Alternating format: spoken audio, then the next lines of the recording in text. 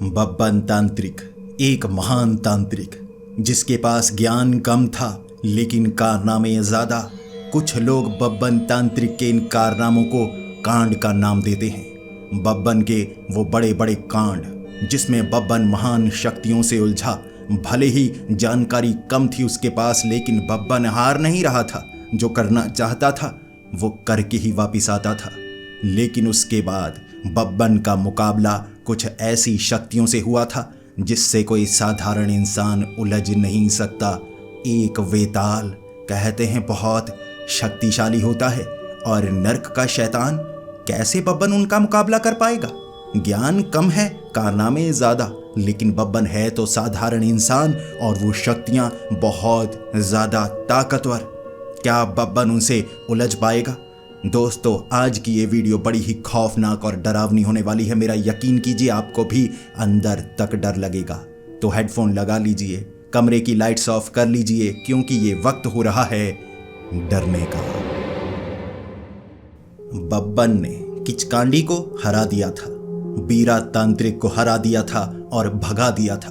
बब्बन को तलाश थी साधु बाबा की। साधु बाबा एक गुफा में समाधि लिए हुए थे, ध्यान लगा चुके थे, लेकिन बब्बन ने साधु बाबा को जगाया था, क्योंकि शायद उसे लग रहा था साधु बाबा नहीं रहे और वो बीरा तांत्रिक साधु बाबा के साथ कुछ कर चुका है। साधु बाबा को जगाने के बाद साधु बाबा ने सबसे पहले बब्बन तांत्रिक को यही कहा था, बब्बन, बड़ी मुसीबत आने वाली है, बहुत बड़ी मुसीबत आने वाली है। बीरा तांत्रिक यहाँ पर आया था गांवों को आग लगाने के लिए, क्योंकि ये गांव की जो जमीन है ना, ये शापित जमीन है, एक शाप से जुड़ी हुई, और यहाँ नर्क का वो शैतान अपना कदम रखेगा। इसीलिए बीरा तांत्रिक यहाँ आया था। एक तो बीरा तांत्रिक का बदला पूरा हो जाएगा, ऊपर से नर्क का वो शैतान भी इस दुनिया में आ जाएगा। बीरा तांत्रिक का इस्तेमाल कर रहा है वो। ऐसे लोगों को ढूंढते हैं, ऐसे नर्क के शैतान जो पहले से बहुत परेशान हो, उन्हें ज्ञान देते हैं, शक्तिशाली बनाते हैं और उसके बाद उनका इस्तेमाल करते हैं यहाँ आने के लिए। नर्क का ये शैतान यहाँ जल्द ही आ सकता है। बीरा तांत्रिक को तुमने जिंदा छोड़ दिया है, जल्द ही नर्क का शैतान उसका इस्तेमाल करेगा और इस बार शायद वो कदम रख दे। इससे पहले तुम्हें एक वेताल के पास जाना होगा। ना मैं ना तुम उस शक्तिशाली नर्क के शैतान का मुकाबला कर सकते हैं। सिर्फ एक वेताल की शक्ति नर्क के शैतान से मुकाबला कर सकती है। तुम्हें वो वेताल को जंगल से लेकर आना होगा। बब्बन तांत्रिक ने कहा था, मैंने इतनी बड़ी बड़ी महान शक्तियों से मुकाबला किया है, किससे मुकाबला नहीं किया मैंने? पिशाच, पिशाचनी, कर्ण पिशाचनी। तभी ये लाइन अभी खत्म नहीं हुई थी, साधु बाबा ने एक चमाट मारी थी और बब्बन जमीन पर गिर गया था। यहाँ होठों पर मिट्टी लगी हुई थी। उसे झाड़ता हुआ बब्बन कह रहा, साधु बाबा, बात तो पूरी कर लेने दीजिए ना। साधु बाबा कहने लगे, लंबी लंबी मत छोड़, मैं जानता हूं तेरे बारे में। तू जो काम करना चाहता है वो कर। क्या तू वेताल को यहां लेकर आएगा? बब्बन बहुत बार छिल चुका था, बहुत बार पिट चुका था। उसे गुरु तांत्रिक के कारनामे याद थे, महान तांत्रिक के कारनामे याद थे। बब्बन ने कहा, साधु बाबा, आप जाकर वेताल को क्यों नहीं लेकर आते? मैं ही क्यों जाऊं? तब साधु बाबा ने कहा था, एक बार वेताल को अपने काबू में कर चुका हूं मैं। अगर दोबारा उसी वेताल के पास गया, उसे मेरी कमजोरियां पता है, इसीलिए मैं उसका मुकाबला शायद ना कर पाऊं। वेताल कोई साधारण शक्ति नहीं होती, ताकतवर शक्ति होती है। ये देख मेरी छाती पर ये निशान। बब्बन ने देखा साधु बाबा की छाती पर ऐसे हाथ छपे हुए थे, जो नाखून थे, अंदर ऐसे निशान, छेद बने हुए। उसे देखकर जो बब्बन था बहुत ज्यादा डर गया। साधु बाबा ने कहा था, इतना शक्तिशाली होता है। मैंने पूरी शक्तियों का इस्तेमाल किया था, लेकिन वो वेताल हार मानने का नाम नहीं ले रहा था। बड़ी मुश्किल से काबू किया था। जो काम मैं करवाना चाहता था मैंने कर दिया। उसके बाद उस वेताल को मैंने जाने दिया था। क्या कहूँ, जाने दिया था या खुद अपनी मर्जी से वो गया था। इस तरह से मैं उससे काम करवा पाया। दोबारा उसे काबू नहीं कर सकता। वो जानता है मेरी कमजोरी, इसीलिए शायद मुझे मार दे। बब्बन समझ गया था। ठीक है, अगर साधु बाबा आपने उसे अपने काबू में किया है तो बताइए मुझे, मैं उसे कैसे काबू कर सकता हूँ? आखिर उसकी कमजोरी क्या है? अगर वेताल की कमजोरी मुझे पता होगी तो वेताल को आसानी से काबू कर सकता हूं मैं। तब साधु बाबा ने कहा था, बुद्धि से एक वेताल को काबू किया जाता है। ये विक्रम वेताल की कहानियों की तरह ही वेताल है। जो तुमसे चिपक जाएगा। लेकिन जो कहानी में तस्वीरों में वेताल दिखाए जाते हैं, वेताल उससे ज्यादा भयानक और ताकतवर होते हैं। वो तेरी बातों में फंसने वाला नहीं, बस ध्यान रखना, मर मत जाना। बब्बन ने कहा था, आप आशीर्वाद दीजिए ना। तब साधु बाबा ने कहा था, आशीर्वाद का कोई फायदा नहीं होगा, बस मर मत जाना। ये कहकर साधु बाबा ने बब्बन को आगे जाने के लिए कहा था और बताया था उस एड्रेस के बारे में, वो जगह के बारे में जहां पर वो वेताल रहता है। साधु बाबा ने कहा था कि जंगल में एक बड़ा सा पीपल का पेड़ लगा हुआ है, जिसके तने बहुत दूर दूर तक हैं। वो पीपल के जो पत्ते हैं ना, इतने बड़े बड़े हैं। अमूमन किसी भी पीपल के पेड़ पर इतने बड़े बड़े पत्ते नहीं होते। वेताल की शक्ति के कारण एक पत्ता भी झड़कर नीचे नहीं गिरता, बल्कि उसका आकार बड़ा होता चला जाता है। पहचान में आ जाएगा, जहां पर तुझे कहीं भी बड़ा पीपल का पेड़ दिखे, समझ जाना वहां पर वेताल है। चला जा, जल्दी चला जा, वेताल को लेकर आ, इससे पहले कि नर्क का शैतान कदम रख दे गांव में। बब्बन चलने लगा था। बब्बन जानता था जो करना है जल्दी करना है। बब्बन आगे बढ़ने लगा। बब्बन जैसे ही वो अंधेरे रास्ते से जंगल के अंदर गया था, बब्बन देखने लगा पीपल का पेड़ कहां पर है। पीपल के पेड़ को ढूंढना आसान नहीं था। जंगल इतना घना था, ऊपर जैसे चादर बनी हुई थी पेड़ों की, नीचे अंधेरा था। वक्त भले ही अभी शाम का था, लेकिन जंगल के अंदर पूरी तरह से अंधेरा। बब्बन एक लालटेन लेकर गया था। लालटेन के अंदर उसने टॉर्च रखी हुई थी। बब्बन जानता था ऐसे जो शक्तिशाली जीव होते हैं ना, सबसे पहले टॉर्च को तोड़ते हैं, जिससे कि रोशनी बिल्कुल बंद हो जाए, उसके बाद वो आप पर हमला कर सकते हैं। तो बब्बन ने टॉर्च भी लालटेन के अंदर रखी थी। वो फाइबर वाली लालटेन थी जिसे तोड़ा नहीं जा सकता, और अंदर से टॉर्च रखी हुई। दोनों को तोड़ने में समय लगेगा, बब्बन इतने में कुछ कर सकता है। बब्बन था तेज दिमाग, इसीलिए बब्बन जैसे ही वो जंगल के खास इलाके में पहुंचा, जहां दो नदियों का संगम होता है, उस संगम के पार निकलते ही वहां पीपल का बड़ा सा पेड़ मिलेगा। बब्बन वो दो नदियों के संगम के जैसे ही आगे पहुंचा, उसे नजर आए पीपल के कई पेड़। पीपल के पेड़ ही पेड़ लगे हुए।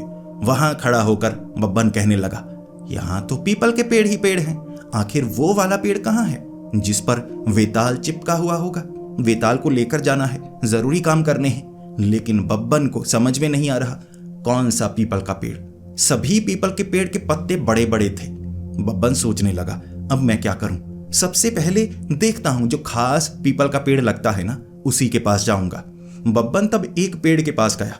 वो जो पीपल का पेड़ था ना, नीचे से लाल हुआ था।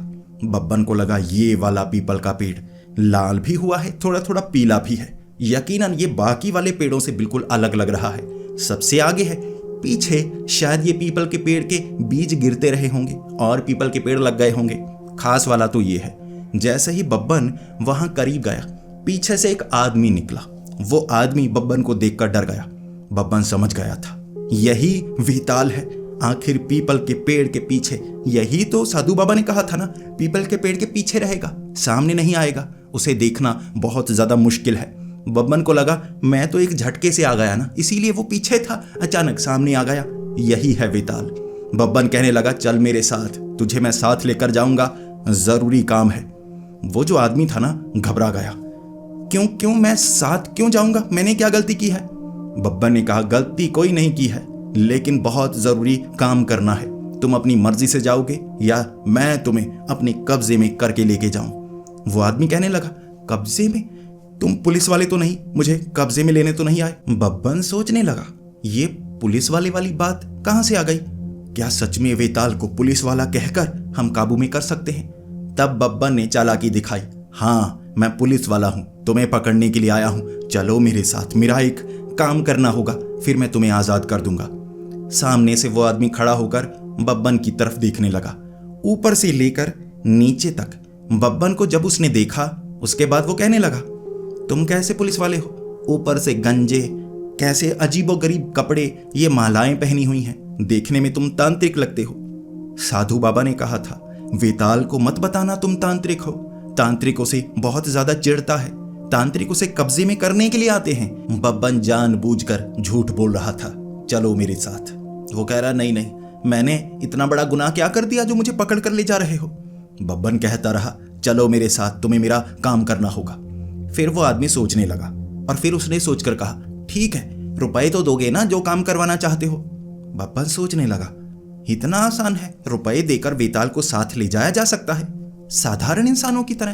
बब्बन ने कहा, ठीक है, मैं रुपए देने को तैयार हूं। बब्बन ने झोले से 500 रुपए निकाले और आगे की तरफ कर दिए। सामने से वो आदमी बोला, 500 नहीं, 600 लगेंगे। सरकार ने मजदूरों के वो दिन की तनख्वाह 600 कर दी है, अब 600 से कम मैं नहीं लूंगा। बब्बन सोचने लगा, मजदूर, तनख्वाह, हो कौन तुम, और ये पेड़ को लाल पीला यहां क्यों किया हुआ है। इसके बाद वो कहने लगा, मैं मजदूर हूं।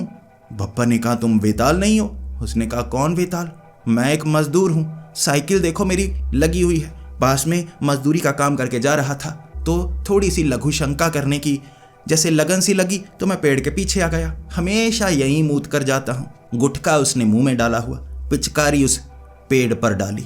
तब बब्बन समझ गया पीपल का पेड़ लाल और पीला क्यों हुआ है। बब्बन ने तब उसे पास में बुलाया, इधर आ। वो कहने लगा, बताइए। बब्बन ने चमाट लगाई और कहा, साले यहां आकर मूतता है पीपल के पेड़ पर, भाग जा यहां से। बब्बन ने उसे भगा दिया। उसके बाद बब्बन सोचने लगा, मैं पहले पूछ लूंगा, ऐसे जान लूंगा, क्या पता सामने वेताल हो या ऐसा कोई पागल आ जाए जो पेड़ों के पीछे ऐसे लघुशंका करने के लिए आया हो, मुझे जानना चाहिए। बब्बन वहां पेड़ों के बीच से निकलता निकलता ढूंढ रहा किसी को, वेताल उसे मिल जाए। जैसे ही बब्बन वो पीपल के पेड़ों के बीच में पहुंचा, एक बड़ा पीपल का पेड़ जिसके ऊपर चढ़ी हुई उसे एक खूबसूरत लड़की दिखी। उसने पाँव में घुंघरू पहने हुए थे, जैसे अपने पैरों को ऐसे ऐसे हिला रही, घुंघरुओं की आवाजें आ रही। सबसे पहले बब्बन ने पैरों की तरफ देखा था, चुड़ैल तो नहीं, उल्टे पैर तो नहीं, उसके पैर बिल्कुल सीधे थे। तब बब्बन समझ गया चुड़ैल नहीं है, औरत है।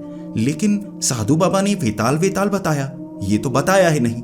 जो वेताल होते हैं मर्द होते हैं या औरत होते हैं। मर्दों के बारे में तो सुना था, लेकिन हो सकता है औरत हो, यानी कि मैं मर्द को ढूंढता रह जाऊं और ये औरत वेताल निकले। पता नहीं कितने लोगों के साथ मैं यहाँ भटकूंगा, अंत में इसके पास आऊंगा, पहले ही इससे बात करता हूं। बब्बन पेड़ के नीचे खड़ा हो गया। पहले ऊपर आवाज लगाने वाला था, फिर उसे लगा अपनी ताकत भी दिखानी होगी। पहले थोड़ा सा डरा देता हूं ना, ऐसा ना हो उसे पता लग जाए कि मैं एक तांत्रिक हूं और उसके बाद मुझ पर हमला कर दे। बब्बन ने एक जैसे कंबल था ऐसे लपेटा हुआ, गर्मी का मौसम था और माथे से पसीना टपक रहा। जैसे ही वो आदमी वहां पेड़ के पास बब्बन को समझा चुका था ना कि मैं तो कहीं और से आया हूं, और बब्बन को देखकर कह दिया था कि तुम तांत्रिक लग रहे हो, तभी बब्बन समझ गया था ऐसे कपड़े देखकर कोई भी पहचान सकता है। उसने कंबल ओढ़ लिया था, गर्मी बहुत ज्यादा लग रही थी, सर से पसीना टपके जा रहा, नीचे से ऐसे कंबल ओढ़ा हुआ तंबू बना हुआ घूमे जा रहा, ऊपर उसका सर निकला हुआ। ऐसे वहां पहुंचा था, नीचे से पत्थर उठाया, मारा और फिर से तंबू बना लिया। वो जो लड़की थी ना, उसके सीधा सर पर यहां वो पत्थर लगा था। उससे पहले उस लड़की को पता ही नहीं था, घुंघरू पहने थे, आवाज किए जा रही थी। जब पत्थर सर से टकराया, वो लड़की भी गुस्से में नीचे देखकर बोली, ओ पागल, पत्थर मार रहा है, जानता भी है मैं कौन हूं, अभी मारती हूं तुझे। वो लड़की नीचे आ गई। बब्बन कहने लगा, देखो मैं तुम्हें डराना नहीं चाहता था, मैं बस तुमसे बात करना चाहता था। तब सामने से लड़की बोली, डराना नहीं चाहते थे, सर पे पत्थर मारा है, ये कौन सा तरीका है बात करने का। बब्बन कहने लगा, मैं ऐसा ही हूं। सामने से वो लड़की बोली, तू तो पागल लगता है। बब्बन ने कहा था, धन्यवाद। सामने वो लड़की 1 मिनट के लिए चुप हो गई। बब्बन को ऊपर से नीचे देखने लगी, कहने लगी, तुम इंसान हो या तंबू के कोई प्रारूप हो जो उड़े उड़े से आ रहे हो, क्या हो तुम। बब्बन यह बताना नहीं चाहता था कि वो एक तांत्रिक है। बब्बन ने कहा, मैं जो भी हूं, जैसा भी हूं, ऐसा ही हूं, तुम जान नहीं सकती, लेकिन तुम कौन हो मुझे बताओ। वो जो सामने लड़की थी ना, घबरा गई। उसे समझ में नहीं आ रहा था कि सामने कोई इंसान है या कोई अजीब सी चीज है। तंबू बना, ऊपर से टकला सर, बिल्कुल गोल गेंद की तरह। वो थोड़ी घबराई। वो कहने लगी, मैं नहीं बताऊंगी मैं कौन हूं, पहले तुम बताओ तुम कौन हो। बब्बन कहने लगा, मैं नहीं बताऊंगा मैं कौन हूं, पहले तुम बताओ तुम कौन हो। दोनों कहने लगे थे, तुम कौन हो, तुम कौन हो। वो लड़की थोड़ी घबरा गई थी। ये कोई शक्तिशाली जीव लगता है, हो सकता है ये छलावा हो सकता है कोई नया जीव किसी नर्क से या कहीं और से यहां पर आ गया हो। ऐसा ना हो मैं इसके सामने अपनी शक्तियां दिखाऊं, ये मुझे मार डाले। लड़की घबरा रही थी। बब्बन जानना चाहता था। दोनों तुम कौन करते रहे। फिर बब्बन को लगा ऐसे तो पता नहीं लगेगा, ये मानने वाली नहीं। तब बब्बन ने कहा तुम वेताल हो ना। तब वो लड़की थोड़ी सोचने लगी और फिर कहने लगी हाँ मैं वेताल हूं। बब्बन तब खुश हो गया। अरे वाह, बस यही जानना था, पहले बता देती। मैं बेवजह ही तुम्हें डराए जा रहा था, अपने बारे में भी नहीं बता रहा था, लेकिन मैं ये तंबू खोल नहीं सकता, तुम्हें मेरे साथ चलना होगा। तब वो लड़की घबरा गई और कहने लगी वेताल हूं तो मुझे साथ ले जाना चाहते हो? बब्बन ने कहा हाँ तुम्हें मेरे साथ चलना होगा, बहुत ज्यादा जरूरी काम है। लड़की बहुत घबरा गई। ये मुझे कैद करना चाहता है, ये मुझे पकड़ना चाहता है, ये कुछ ना कुछ तो है। तभी उस लड़की ने जल्दी से कंबल खींचा, अंदर से बब्बन के वो कपड़े, वो मालाएं। लड़की समझ गई ये एक तांत्रिक है, लेकिन इतना भीगा हुआ क्यों है? वो कहने लगी कहां से गीले होकर आए हो? लगता है किसी तरह का तरल तुमने अपने शरीर पर मला हुआ है। बब्बन मन ही मन मुस्कुराए जा रहा था। बब्बन उसे डराना चाहता था, वो खुद डरे जा रही थी कि पता नहीं इसने चमकीला सा तरल कौन सा मला हुआ है। वो तो बब्बन के पसीना आया था, तंबू बना था, इतना पसीना रहा। बब्बन मन ही मन हंसे जा रहा और कह रहा तुम्हें मेरे साथ चलना होगा। वो कहने लगी मैं चलने को तैयार हूं, पहले तुम्हें भी मेरे साथ चलना होगा। एक छोटी सी जगह पर अगर तुम जाओगे, उसके बाद मैं अपने कपड़े वगैरह पैक कर लूं, फिर तुम्हारे साथ चलूंगी। बब्बन सोचने लगा ये वेताल भी कपड़े वगैरह पहनते हैं। फिर उसके दिमाग में आया फीमेल वेताल है ना, फीमेल। अब लड़कियों के शौक होते हैं, गहने कपड़े, कहीं भी जाती हैं 2-4 कपड़ों में नहीं जाती, पूरे के पूरे बैग भर के जाती हैं। बब्बन कहने लगा ठीक है चलो, कहाँ ले जाना चाहती हो? वो लड़की आगे आगे बढ़ने लगी। बब्बन को लेकर गई एक बड़े से झोंपड़े में। उस झोंपड़े का दरवाजा खोलकर आगे चली गई। बब्बन वहां आगे गया। उस लड़की ने कहा दरवाजा बंद कर दो। बब्बन शर्माते हुए कहने लगा देखो ये अच्छा नहीं लगता, कोई आ ना जाए। वो कहने लगी बंद करो दरवाजा। बब्बन कहने लगा ठीक है, अगर किसी ने गलत समझा तो तुम कह देना, मैं दरवाजे के साथ सट जाता हूं, ऐसे गलत नहीं लगना चाहिए। बब्बन ने दरवाजा बंद किया। जैसे ही दरवाजा बंद किया, सामने वो जो खूबसूरत लड़की थी ना, एक भयानक चुड़ैल जैसी दिखने लगी। बूढ़ी लंबी नाक थी, हाथ में उसके छड़ी अपने आप आ गई। हाथ में उसने बांसुरी जैसी कोई लंबी सी छोटी सी चीज पकड़ी हुई थी। अब लंबी छड़ी आ गई जिसके ऊपर हरे रंग का कोई पत्थर लगा हुआ जो चमक रहा था। पीछे मुड़ी हंसने लगी। बब्बन उसे देखकर हंस भी रहा था, रो भी रहा था। ऐसी हंसी जैसे कोई सुंदर लड़की भयानक हो गई हो। सामने वाले को झटका तो लगेगा ना। बब्बन घबरा गया। बब्बन कहने लगा ये क्या, मेकअप इतनी जल्दी कैसे उतार दिया तुमने? वो कहने लगी मेकअप नहीं, ये मेरी शक्ति थी। जवान लगती हूं फंसाने के लिए, लेकिन मेरा असली रूप ये है। सामने बड़ा सा बर्तन था, हरे रंग का काढ़ा, उसमें उसने वो छड़ी डाली, घुमाने लगी और कहने लगी आजा, आज मेरा खाना तू बनेगा। बब्बन कहने लगा खाना? मैं कोई चलता हुआ मुर्गा नजर आ रहा हूं जिसे काट कर खाना बनाएगी? मैं एक इंसान हूं। वो कहने लगी वो तो मैं जानती हूं, अजीब कपड़ों वाले इंसान, आजा मेरा खाना अब तू बनेगा। तभी उसने छड़ी जमीन पर मारी, कुछ अजीब सा बुड़बुड़ाने लगी। बब्बन समझ गया ये शक्तियों का इस्तेमाल कर रही है, ये वेताल ही होगी। जैसे ही बब्बन ने वो मंत्र बोलकर कवच बनाया, उसने छड़ी ऐसे मारी, शक्तियां बब्बन की तरफ फेंकी थी, हरे रंग का धुआं सा, लेकिन वो जो कवच बना धुआं तितर बितर सा हो गया। तब सामने से वो घबरा कर बोलने लगी कौन है तुम? अजीब सा, बेवकूफ सा, चालाक भी समझ में नहीं आ रहा, तेरे दिमाग के अंदर चल क्या रहा है कौन तू? बब्बन ने कहा मैं हूं तांत्रिक, बब्बन तांत्रिक। उसने कहा ज्यादा जेम्स बॉन्ड वाला डायलॉग मत मार। बब्बन ने कहा तुम कौन हो? उसने कहा डायन, सिर्फ डायन। बब्बन तब सोचने लगा डायन, तुम तो कह रही थी वेताल हो। उसने कहा फंसाने के लिए मैं अलग अलग नाम बना लेती हूँ, कभी लड़की बनती हूँ, कभी लड़का भी बन जाती हूँ। सामने वाले को कैसे फंसाना है और यहाँ लेकर आना है। अब तू मेरा खाना बनेगा, मैं एक डायन हूँ, तेरी उम्र चूस लूंगी। बब्बन अपनी तरफ देखने लगा और कहने लगा मच्छर खून चूसते हैं, तू उम्र चूसती है, अभी बताता हूँ। बब्बन ने मंत्र पढ़ा, उसने छड़ी आगे कर दी, उसने कवच बना लिया। अब कवच के आगे बब्बन की शक्तियां काम नहीं कर रही। छड़ी ऐसे जमीन पर मारती, वो मंत्र पढ़ती कुछ, उसके बाद शक्तियां छोड़ती बब्बन की तरफ, लाल पीली सी। बब्बन कवच बना लेता, दोनों एक दूसरे पर शक्तियां छोड़े जा रहे। दोनों का असर नहीं चल रहा। तब वो डायन समझ गई, ये ताकतवर लगता है, इसके पास भी शक्तियां मौजूद हैं। तब उस डायन को कुछ समझ नहीं आया। बब्बन को समझ आ गया, ये तो डायन है, समय बर्बाद कर रहा हूं मैं, मुझे यहाँ से निकलना चाहिए। बब्बन निकलना चाहता था। वो सामने से कुछ ना कुछ मंत्र बोलती, कभी आग मारती, कभी कुछ कवच बनाकर बब्बन बच रहा। तब बब्बन ने जल्दी से दरवाज़ा खोला, बाहर की तरफ निकला। तब वो डायन अंदर से कहने लगी, मैं तेरा पीछा करूंगी, भाग जहां तक भागता है। डायन के कब्जे से भागने वाला जिंदा नहीं बचता, नहीं छोड़ूंगी तुझे, नहीं छोड़ूंगी। अचानक डायन चुप। बब्बन दरवाज़ा खोलकर भागकर बाहर की तरफ गया था, फिर से अंदर आ गया। डायन देखे जा रही है, कर क्या रहा है, वापस क्यों आ गया, ये तो डर कर भागा था। बब्बन अब एक हाथ में ना बाहर से सरिया उठाकर लेकर आया था। सामने वो डायन ऐसे छड़ी, अपनी लकड़ी वाली छड़ी ऐसे देख रही, बब्बन ऐसे सरिया पकड़े हुए। अब बब्बन कहने लगा, बना कवच। वो डायन कहने लगी, रुक रुक, बात सुन मेरी। बब्बन कहने लगा, बना कवच। वो डायन पीछे हो गई। बब्बन ने सरिया घुमा के मारा, वो बर्तन था ना, सारा हरा हरा काढ़ा गिरा दिया। वो डायन गुस्से में आ गई। वो गुस्से में आकर कुछ करती, मंत्र पढ़ती। बब्बन ने सरिया सर पे मारा, ऐसे ऐसे। वो डायन पीछे।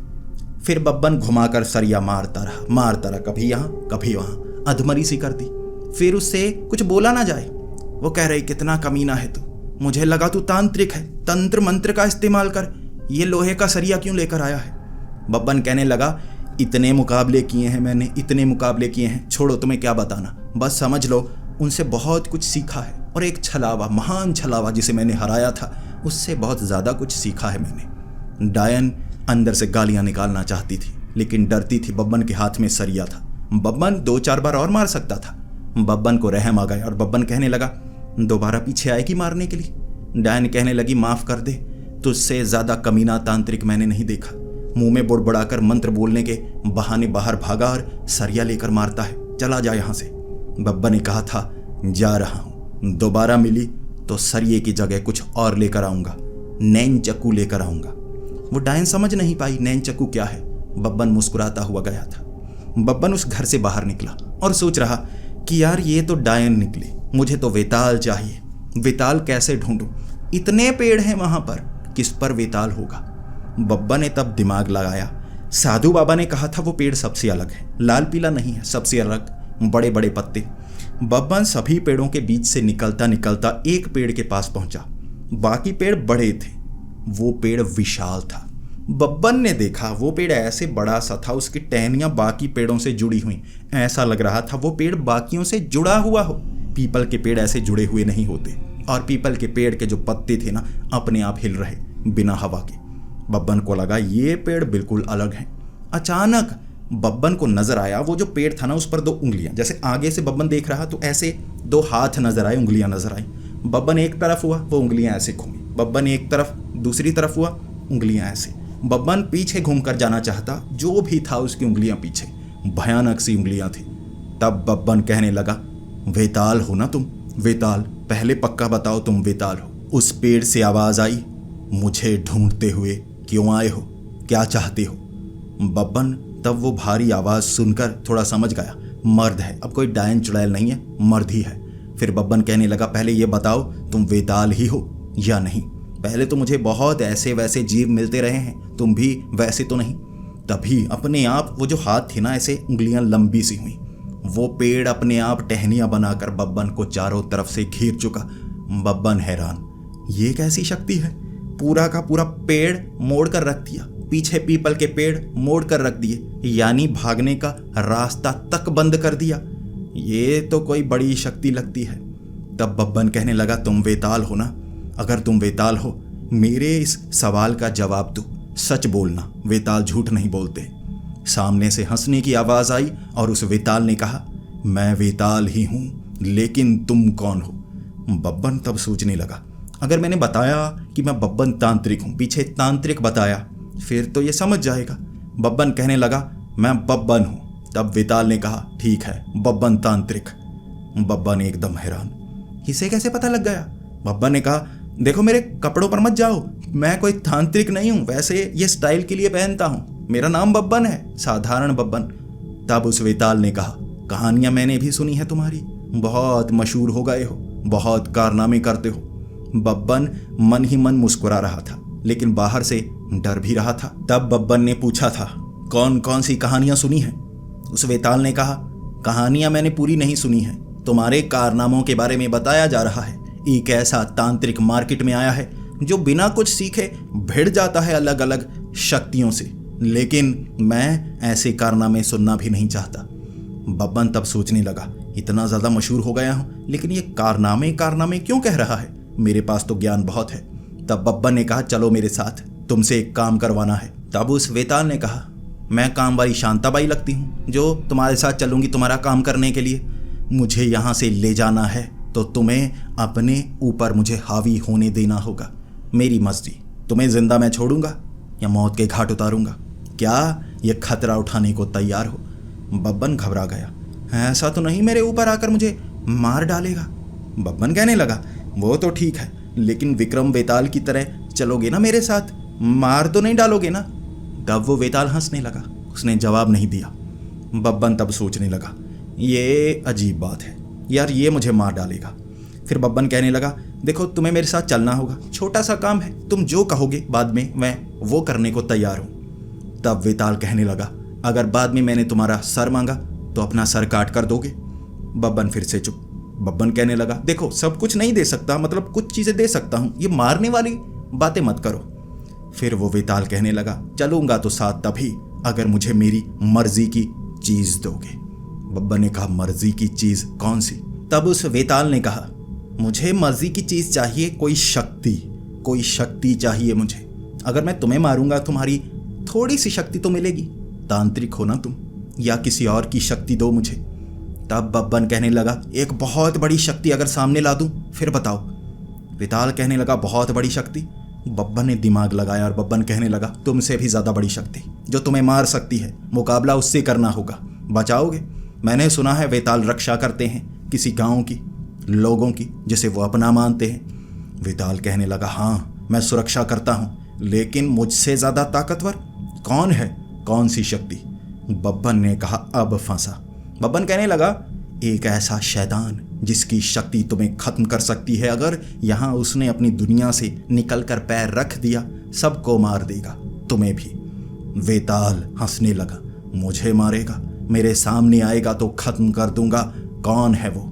बब्बन कहने लगा, मेरे साथ चलो, खुद देखो, उसकी शक्ति चूस लेना। जितनी शक्ति है तुम उसकी शक्ति का इस्तेमाल कर सकते हो। वेताल ने कहा, ठीक है, लेकिन मुझे ले जाने का तरीका वही, कहानियों के जवाब देने होंगे, क्यों और कैसे किया। बब्बन तब सोचने लगा, वो जो विक्रम वेताल वाली कहानियां थी ना, मुझे वो समझ में नहीं आती थी। जब पढ़ा करता था मैं हमेशा गलत होता था कि ऐसे करना चाहिए, जैसे किसी के साथ बुरा हुआ क्या करना चाहिए। बब्बन कहता था मार डालो उसे, बाद में कहानी में होता था कि माफ़ी मिलनी चाहिए। बब्बन ने कहा, यहाँ तो मैं फंसूंगा। बब्बन कहने लगा, नियम थोड़े बदले होंगे, शक्ति तुम्हें बड़ी दे रहा हूँ, मैं कहानियाँ सुनाऊंगा, तुम्हें जवाब देने होंगे, तुम उड़कर वापस नहीं आओगे। वेताल हैरान। वेताल कहने लगा, नहीं। बब्बन ने कहा, ऐसा ही होगा, मैं कहानियों के जवाब नहीं दे सकता, कहानियाँ बहुत हैं, तुम्हें अपने किस्से सुनाता हूँ, अपने किस्से सुनाऊंगा, तुम बताना मैंने सही किया या गलत किया। वेताल मान गया। वेताल भी क्यूरियस था कि ये बब्बन तांत्रिक के जो किस्से हर तरफ सुनने को मिलते हैं, सब लोग आधा सुनाते हैं, चले जाते हैं, डरते हैं, बब्बन खतरनाक है ये कहते हैं। वेताल को लगा बब्बन की ये कहानियाँ सुनने को मिलेंगी और मैं बताऊंगा इसने सही किया या नहीं। लोग कहते हैं महान तांत्रिक है वो। वेताल, उसका चेहरा नजर नहीं आया था, लेकिन एक धुआं सा उसमें आकृति दिखी थी। बब्बन आगे देख रहा, वो धुएं में जैसे चमकदार आकृति जो पीछे था वो वेताल दिखा। वेताल का चेहरा देखा नहीं जा सकता। वेताल पीठ से चिपक गया। वेताल ने कहा था, तुम्हारे सिवा मुझे कोई नहीं देख सकता। यहाँ से हाथ बाहर निकलते हुए नजर आए, जैसे पीछे से उसने गले से लगा लिया। बब्बन कहने लगा, ज्यादा नहीं चिपक रहे। वेताल ने कहा था, मार डालूंगा। बब्बन ने कहा था, मारना मत, बस जिंदा छोड़ देना। इस तरह वेताल उसके साथ था। बब्बन कहानियां सुनाने लगा, शुरू से घर की प्रेत की कहानी। चलते चलते साधु बाबा तक आए। साधु बाबा कहने लगे, बब्बन वेताल को लेकर आया या तू फिर से पिट पिटा कर आया, कुछ गलत करके आया? बब्बन कहने लगा, पहली बार मैं वेताल को लेकर आया हूँ। देखिए मेरे शरीर पर वो निशान, ऐसे हाथ दबे हुए जैसे छाती के अंदर निशान। वो साधु बाबा कह रहे, बब्बन वो वेताल तेरे साथ है, वो वेताल जिसे मैंने भी कभी काबू किया था। ये बहुत ताकतवर है, बहुत गुस्सैल है। तभी एक वेताल की आवाज गूंजी थी चारों तरफ, ये बब्बन को किसने भेजा मुझे लाने के लिए? साधु बाबा कहने लगे, मैंने भेजा था, क्योंकि तुम मेरे साथ नहीं आते, तुम्हें हर बार कोई नया चाहिए होता है। तब वो वेताल कहने लगा, इसे मुझसे दूर करो। पागल बब्बन कैसी कहानियां सुनाता है मुझे, मैं समझ नहीं पाता। कोई बेवकूफ होगा जो ऐसी हरकतें करेगा। घर का प्रेत, कर्ण पिशाचनी साधना, वो महान तांत्रिक का आईना, क्या क्या कांड किए हैं इसने। वो वेताल खुद हैरान था, यह बब्बन है या क्या चीज है? साधु बाबा कहने लगे, ये ऐसा ही है। वो वेताल ने कहा, महामूर्ख।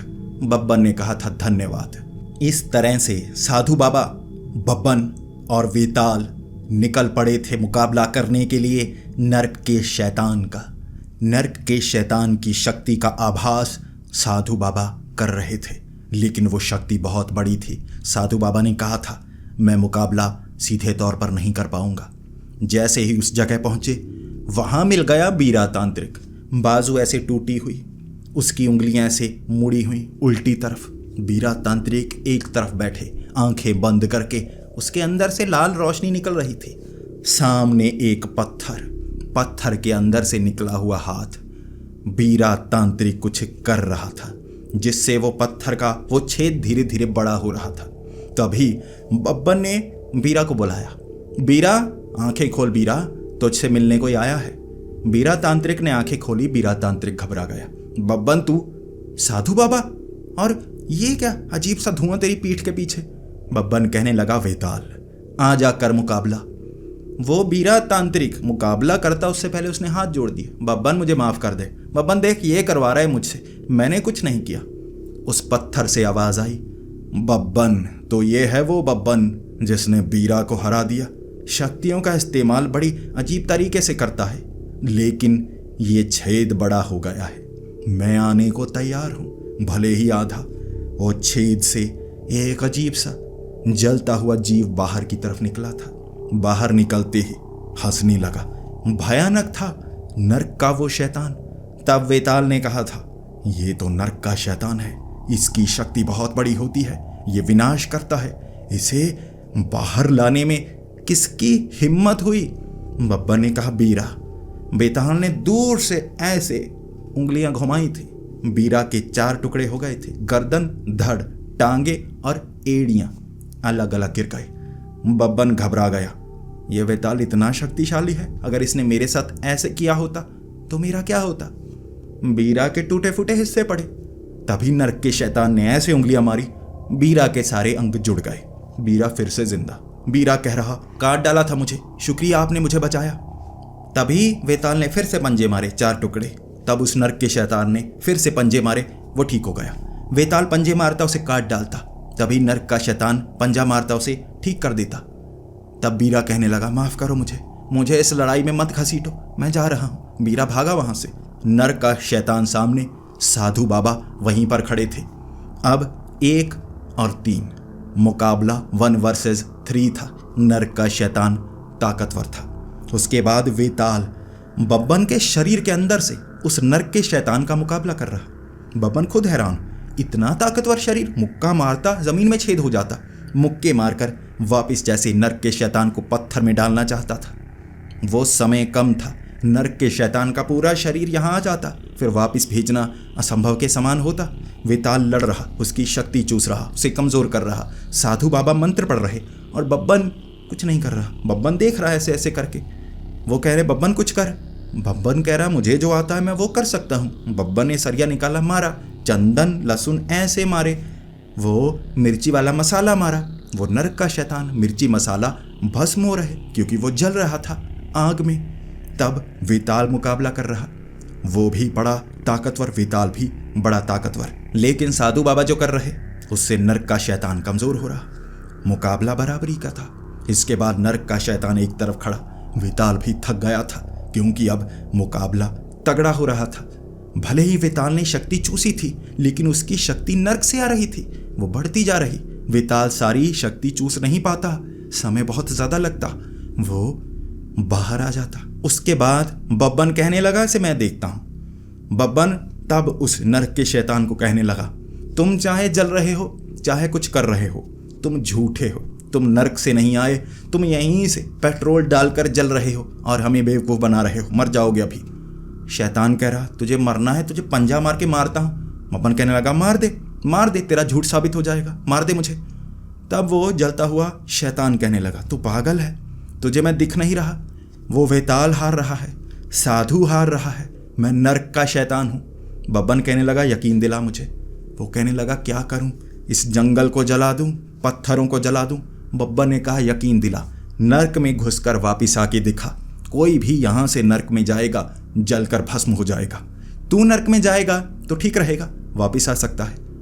उस जलते हुए शैतान ने कहा था, लो अभी करके दिखाता हूँ। शैतान गया पत्थर में। बब्बन कहने लगा, पत्थर तोड़ो, पत्थर तोड़ो। तभी वेताल एक तरफ, बब्बन ने एक पत्थर उठाया, पत्थर पर मारने लगा, उसे कर दिया उल्टा, पत्थर को तोड़ दिया।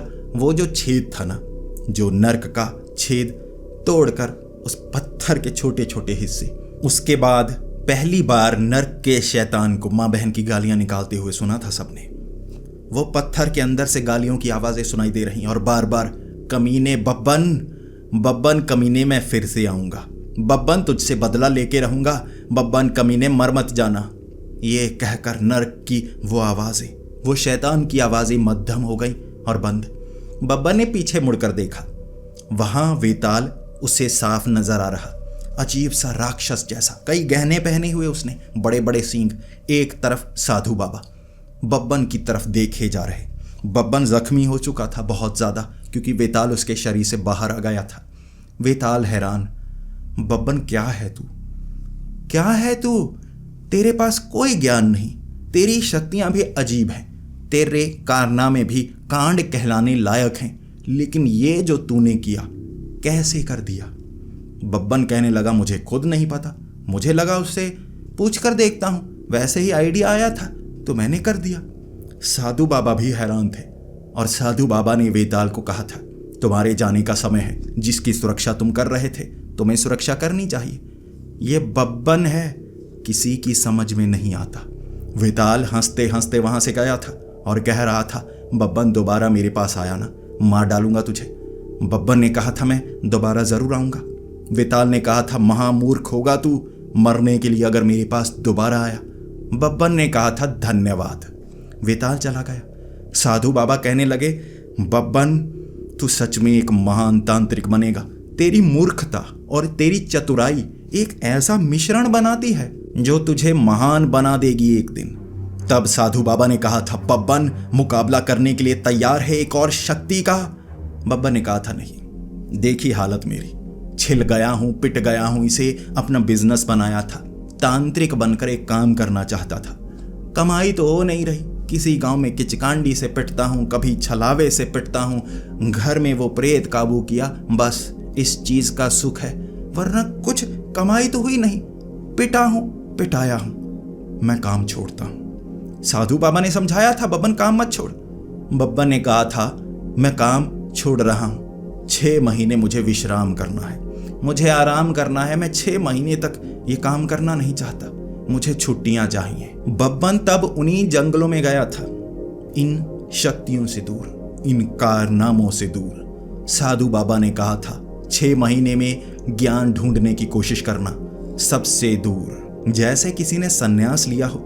6 महीने के लिए बब्बन ने लिया था सन्यास। और दोस्तों, बब्बन की आप बीती का पहला सीजन, यानी कि ये कारनामे, जब बब्बन ने सन्यास लिया था 6 महीने के लिए, बब्बन चला गया था। दोस्तों, आपका सवाल होगा, बब्बन तांत्रिक क्या वापिस आएगा?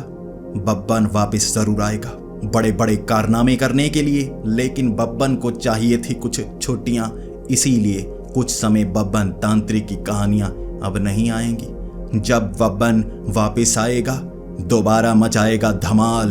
तब तक के लिए इंतजार कीजिए दोस्तों, लेकिन आपके मनोरंजन की कोई कमी नहीं होगी, क्योंकि एक नई सीरीज की शुरुआत होने वाली है, डिटेक्टिव। एक ऐसा डिटेक्टिव जिसने कई केस सुलझाए थे, पैरानॉर्मल एक्टिविटी वो समझ पाता था, उसे कहा जाता है पैरानॉर्मल डिटेक्टिव छैन बहादुर। दोस्तों, आपको बब्बन तांत्रिक का ये पहला सीजन कैसा लगा प्लीज़ कमेंट्स में ज़रूर बताएं। और ये बब्बन तांत्रिक के पहले सीजन की आखिरी वीडियो थी। कुछ समय आप बब्बन को विश्राम दीजिए, उसके बाद बब्बन दोबारा आएगा। तो मिलते हैं अगली वीडियो में, तब तक के लिए डरते रहें।